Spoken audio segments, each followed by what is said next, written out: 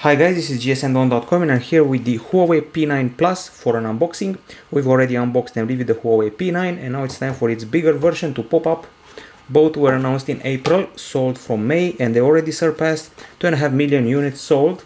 Today we have the bigger version, and I should also mention that the Huawei P9 Lite is coming for a review here at gsndon very soon. So this one is a 5.5 incher that should be priced at around 700 euros on Amazon. Now let's see what's inside the box of this beautiful phone. Okay, so a very well arranged box with extra small boxes. In here we should be able to find the charger, which is quite hefty and probably offers fast charging, most likely. Okay, and we put this aside. Now here we should find the USB cable, not regular USB, but rather USB Type-C. Here we go. USB Type-C checks out. And then the pair of headphones, which should be the same as the ones we saw with the Huawei P8 and all the derived models from last year, of course the P9 as well.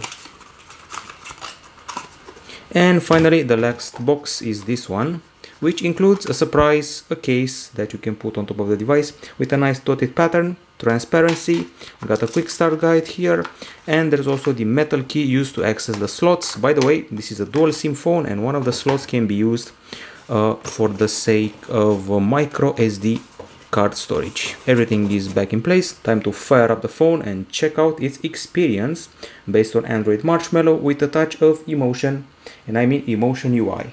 So just like the Huawei P9, the P9 Plus has a dual camera with Leica technology, also a dual tone flash, and it also brings laser focus. Now that's at the back. At the front we have an 8 megapixel shooter, and from what I've heard, the Plus version should offer laser focus for the front camera as well, which is quite nice. So the phone measures 7mm in thickness, quite slim, and it weighs 162 grams. What you're seeing here is a 5.5 inch screen with a Full HD resolution. Only this time, unlike the P9, we don't have an LCD panel. Instead we have a Super AMOLED, but we do have a Full HD resolution. Okay, allow, skip, and begin.